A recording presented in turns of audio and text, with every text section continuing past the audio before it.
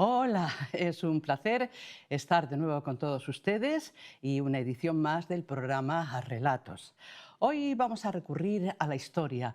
Saben ustedes que nos gusta, o me gusta particularmente, tratar de la historia de España y de vez en cuando pues, aparecen en este tiempo de televisión pues, sucesos que han formado, que siguen conformando nuestra historia. Hoy nos vamos a dedicar a lo que sucedió en Madrid el 2 de mayo de 1808, cómo el pueblo se levanta contra las tropas francesas, algo que se celebra por estos días todos los años, con muchas actividades, con muchos actos, ¿verdad? Puesto que sucedió aquello en la capital de España. Vamos a hablar del 2 de mayo de 1808 con el autor de un libro interesantísimo que está sobre la mesa, El levantamiento del 2 de mayo de 1808. Saludamos a Pablo Jesús Aguilera, gracias por visitarnos, es la segunda vez que vienes por aquí, Pablo, y recordamos a nuestra audiencia que ya estuviste con otro compañero hablando de la revista La Gatera de la Villa, una revista que nos ha encantado, que se puede ver en internet, claro, y que bueno, pues entre las fotografías, los artículos, la historia de antes, de ahora, de todo lo que contáis alrededor de Madrid, es algo que al menos la gente que quiere a esta ciudad debería de ver de vez en cuando. Y en cuanto al tema que nos toca, pues habéis publicado artículos bastante interesantes también, ¿verdad que sí, Pablo? Sí, bueno, buenas tardes lo primero, Julia. Sí, Muchas gracias por invitarme de nuevo a hombre, participar en tu programa. sí. En esta ocasión vamos a hablar del 2 de mayo. Y en cuanto a tu observación de los artículos, sí, en nuestra web pueden encontrar también artículos que amplían algunos de los puntos que vienen en el libro reflejados. Sí, sí, sí. Por aquí los tengo anotados, después a ver si tenemos tiempo en esos 20 minutos, Mm. diremos el título de esos artículos para seguir recordando a nuestra audiencia de que tienen que conocer esa revista. Bueno, Pablo, 2 de mayo de 1808. Unos días antes o meses antes, ¿qué sucedía en este país? ¿Qué sucedía en España? ¿Cómo se venía preparando esto?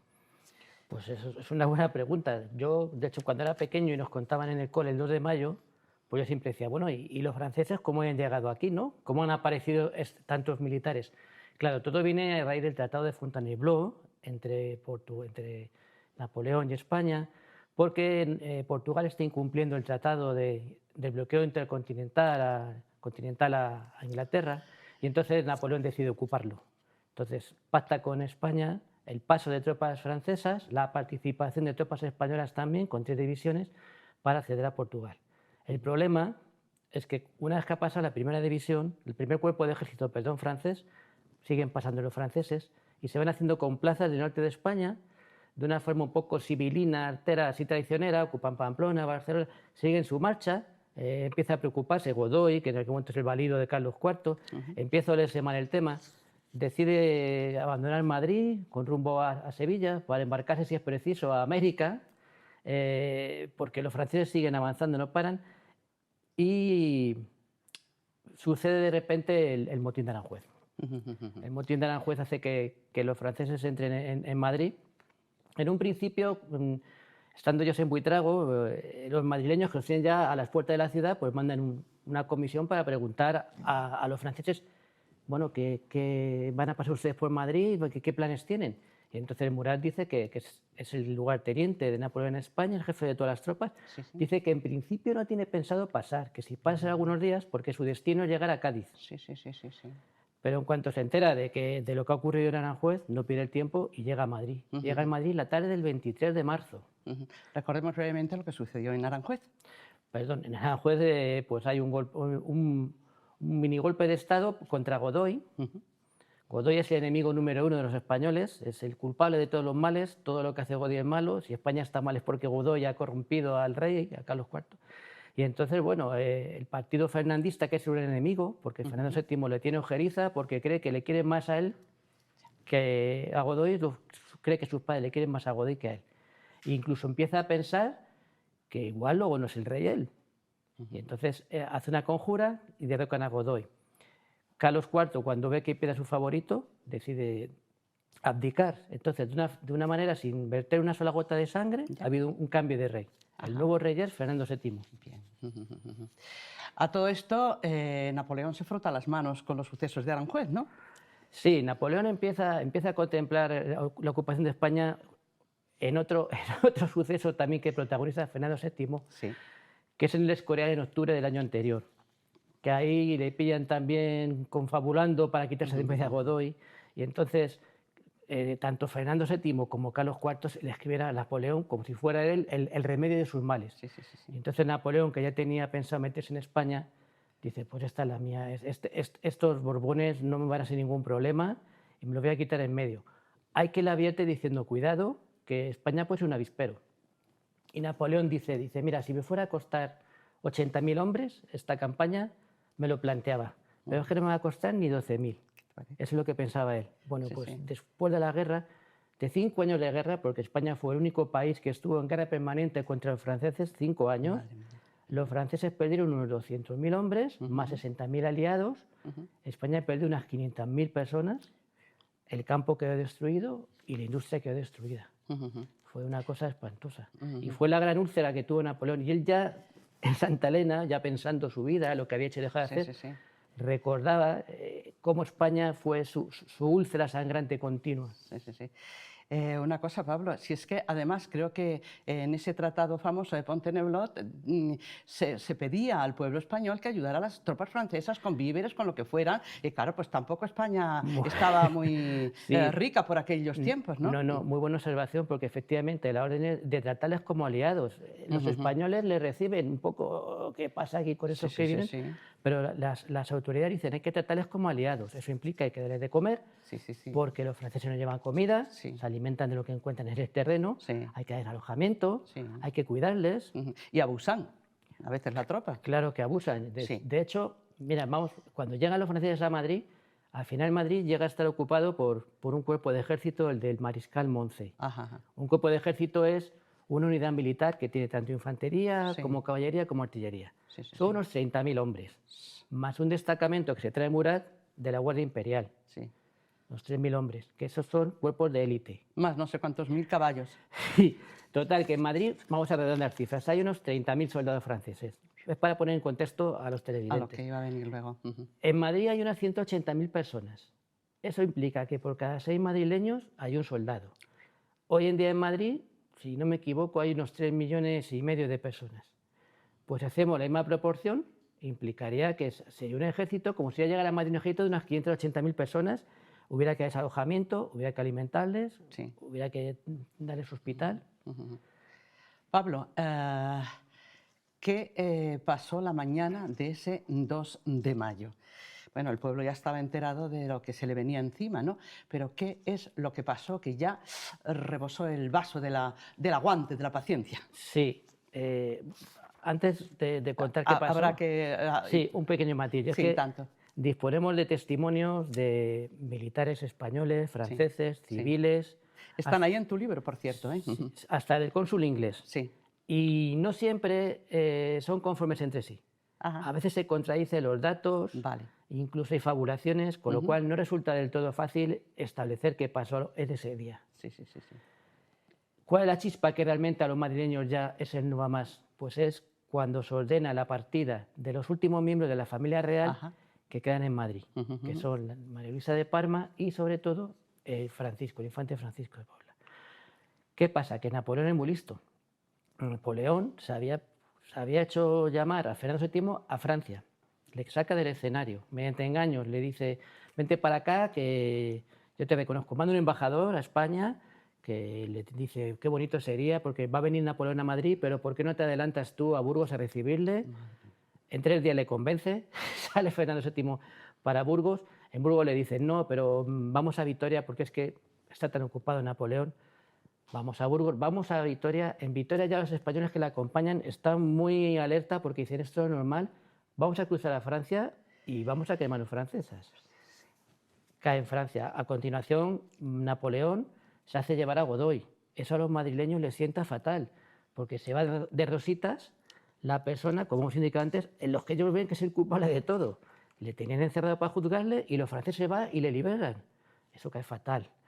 Carlos IV también se quita de en medio, se va también para Francia. sí. Entonces Napoleón ya tiene las manos libres, se frota, ya solo le queda llevarse a los últimos miembros, María Luisa y el infante. Sí, sí.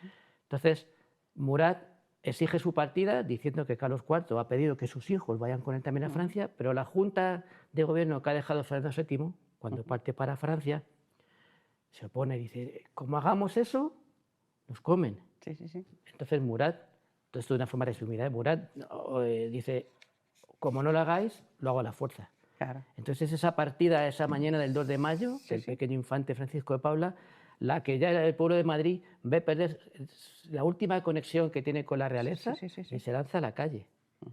Era muy... Ahora nos cuesta a lo mejor aceptar esa mentalidad, pero en aquella época la gente era de Dios, patria y religión. Y el rey.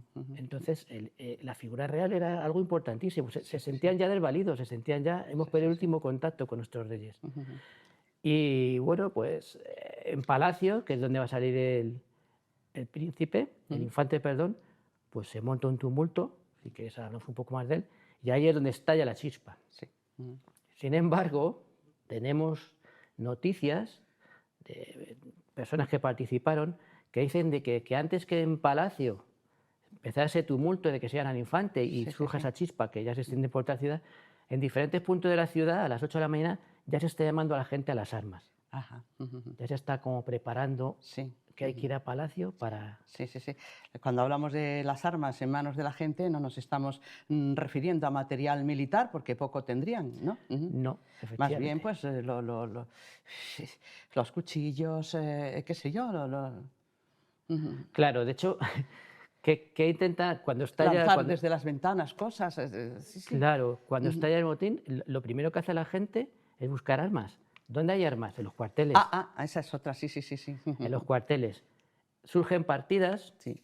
de gente que ya...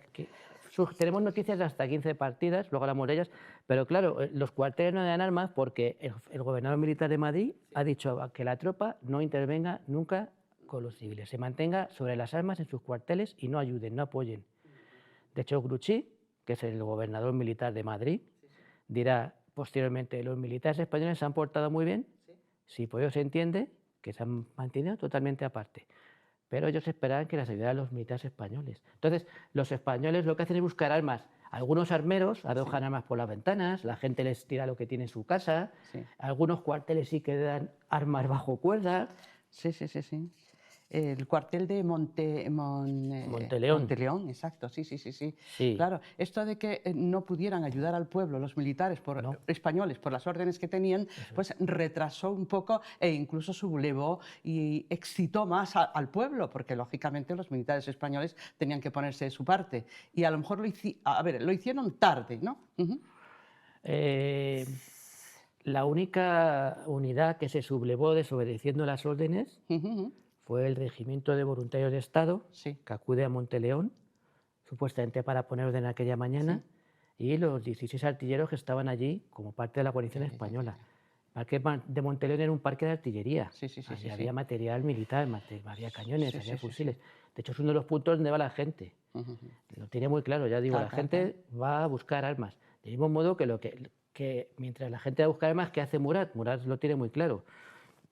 Se aleja de su palacio donde vivía, aquí donde está el Senado, y empieza a mandar mensajeros para todas las tropas que rodean Madrid, empiecen a entrar en Madrid, porque Madrid en aquella época estaba rodeado por una cerca, la cerca de Felipe IV, del que este año se cumplen 400 años de la cerca. Y entonces lo que hacen los madrileños son dos cosas, ir a por armas e intentar ir a esas puertas de acceso a la ciudad para intentar evitar que entren las tropas francesas, porque tenemos una división en la casa de campo. Tenemos otra división repartida entre donde está el faro de Moncloa y el Pardo, y tenemos otra en Chamartín. Y luego tenemos otra unidad militar, que son los coraceros, en Carabanchel. Entonces la gente vamos a las puertas a montar barricadas, a intentar que nos pasen. Tenemos, Pablo, que resumir porque nos quedan 5 minutillos. Vale, No, 5 minutos. Nada, pero disculpa. Los prisioneros en las cárceles se identifican con esta rebelión patriótica, ¿no? Y consiguen, vamos resumiendo, ¿no? Consiguen salir algunos de ellos. Otra cosa es que les den permiso para salir a participar en la revuelta. Pero algunos vuelven, otros no. Queda reflejado ahí en tu libro, sí, sí. Sí, de una forma resumida, si hay un motín en la cárcel sobre las 12 de la mañana, porque claro, Sí. los presos están en la cárcel de la Corte, que está al lado de la Plaza Mayor, Sí, sí, sí, y sí. están oyendo y viendo todo lo que está pasando. Entonces temen que les maten. Dice, van a Sí. ir los franceses y nos van a matar a todos. Ajá, Hay una revuelta. mejor. Queremos salir. Ujú. Y hay un pequeño grupo Sí, que pide permiso para salir a luchar contra los franceses bajo promesa de volver. sí, sí, sí, sí. Esos sí que vuelven, que son 6 personas, Sí. pero los 98 que se escapan, Sí, sí. esos no vuelven casi ninguno. Sí. Algunos mueren en la pelea. Sabemos que muere uno. Ah, ujú. Al día Como siguiente también publicas, perdona que te corte, una lista de toda la gente en números, por ejemplo, y en militares, en tal, Sí. que murieron en ese día. Sí. Sí, lo que pasa es que las cifras es muy difícil. Porque, Claro, claro. Pero tienes tanta documentación, sí, ahí. Sí, en cuanto a los presos, fíjate que se escapan y algunos los acaban apresando en pueblos como Valmojado, Sí. que hoy está en Toledo, Sí. o Casarrubios. Ajá, ajá. Fíjate, sí, sí. O sea, esa historia que os han contado de que se van y vuelven todos al día siguiente, Sí, pues sí. no es así. El Murat esté listísimo cuando ve toda esta revuelta, que lógicamente pues no se la esperaba, publica un bando, que publicas tú ahí también en el libro, haciendo una llamada a empresarios, a comerciantes, a los mismos religiosos, a los nobles, para que detengan a los sediciosos. O sea, para él, el pueblo de Madrid que se rebela es sedicioso, ¿no? Sí, de hecho luego Murat, cuando publica un bando, él distingue siempre, los franceses son muy listos, Sí. buscan la separación siempre. Entonces, él distingue entre los españoles buenos, que han Sí. estado en su casa, Claro. y los malos españoles que quieren llevar a España a la perdición. Sí, sí, sí, sí. Sí, sí, sí. Ujú, qué fuerte. Y bueno, pues fíjate, nos queda por reseñar brevemente lo de los fusilamientos de Goya, donde tuvieron lugar. Esto también aparece en tu libro, ¿verdad? Ujú. Sí, bueno, se fusila por toda la ciudad. Por toda la Además, ciudad. se fusila. Murat promete esa mañana del 2 de mayo, Sí. llega una comisión española resumiendo, dicen que todo es un error, que por favor que se pare todo, y dice Murat, bueno, si lo haréis que se pare el alto fuego, paramos y no se toman represalias. Entonces la gente, pues, a las 2 más o menos ha parado la lucha, pero sobre las 3 empiezan fusilamientos por toda la ciudad. Todo el que cogen con un arma, todo el que la han cogido luchando, se empieza a fusilar. Solamente en la parte del Prado, Sí, sí. llegan a contarse 18 carretas de muertos. Madre mía. Ujú. Y aquí los últimos son aquí al lado fueron los fusilamientos, en la montaña del Príncipe Pío. Sí, madre mía. Sí, sí, sí. Ujú. Que- 43 personas. Uno logró escapar Sí. porque se logró desatar y bajar rodando Ujú. y salió corriendo, no le pillaron y acabó virgen del puerto. Muy rápidamente, los héroes que hemos estudiado de pequeños de la Guerra de la Independencia, ¿verdad? Daoíz, Velarde, Ruiz, y también había 2 mujeres importantes que se la jugaron. Bueno, mujeres hubo bastantes, han contado bastantes. Las que han trascendido, sí. En el Monteleón está Ancla del Rey, que es muy Sí. famosa, Benita Pastrana, Sí, sí. pero hubo más mujeres. Sí. Se han contabilizado Manuela cerca de 60. Malasaña. Ujú. Manuela Malasaña posiblemente fue una pobre chiquilla Sí, que era lo... que posiblemente quisieran violarla sí, o algo sí, y la sí. mataron. La excusa fue que la encontraron unas tijeras porque era costurera. Sí. Entonces dicen que es un arma y la matan por eso. Ujú, qué tremendo. Bueno, pues qué lástima porque este tema es tan interesante que merecería, vamos, no sé. Disculpa, me he extendido demasiado. Pero No, que no, pero si es son que es tan tantas cosas, interesante. ¿Dónde se puede? ¿Online lo tenemos este libro tuyo y también en papel? Online se puede comprar o pedirlo Sí, por nuestro...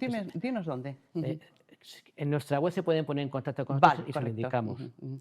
En la web vuestra tiene el nombre este de la Gatera de la Villa, La ¿no? Gatera de la Villa, nos Sí, encontrarán sí, seguro, sí. la Gatera de la Sí. Villa. Una vez más quiero enseñarlo porque además es que me lo he leído enteramente y cuántas ilustraciones y cuántos detalles tiene de lo que pasaron esos días, vamos, Muy ese bien. día y esos días. Pues muchísimas gracias por venir, ti, de por verdad. supuesto, Julia. Muchísimas gracias. Y nada, pues aquí han tenido ustedes a Pablo Aguilera, autor del levantamiento del 2 de mayo de 1808, que hay que tener más información de nuestras cosas. Por encima la teníamos, lo del rey Felón, vamos, se ha quedado para la historia, Sí. ¿verdad? Pero su comportamiento es que dejó muchísimo que desear. Bueno, su ahí padre haciéndole tampoco la le fue a la pelota a zaga. Napoleón constantemente. ¿Eh? Bueno, pues Pablo, muchísimas gracias, Muchísimas repito, gracias. y hasta una nueva ocasión. Estos son los temas, estas son las cosas de este programa, de Relatos. Hasta mañana, si Dios quiere, pásenlo bien.